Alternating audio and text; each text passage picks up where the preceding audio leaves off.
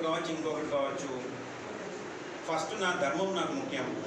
అదే ఇష్యూ అయిపోయిన తర్వాత మళ్ళీ మామూలుగా దయచేసి దీన్ని ఏ రకమైన రాజకీయ కోణంలో చూడొద్దు.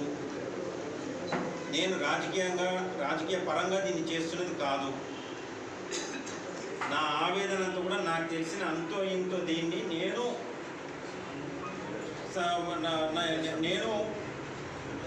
వెంకటేశ్వర స్వామి భక్తులకు తెలియపరిచి ఈ రకంగా ఉంటుంది అని చెప్పడానికి తప్ప నా బాధ. ఇదేదో రాజకీయ అవసరాల కొరకు ఏదో కాదు.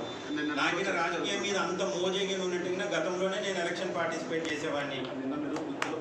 ఈ పార్టీకి ఎప్పుడు ఏదో పార్టీలో చేసేవాడిని. అంటే అప్పుడు ఇప్పటికి నేను జనసేనలో ఉండి కామ్గా ఉన్నాను అనుకో. గతంలో నాకు వాళ్ళు ఇచ్చిన దీన్ని బట్టి ఇంకా చూసి సరే అని అంటే ఖచ్చితంగా నేను కంటెస్ట్ చేసేవాడిని.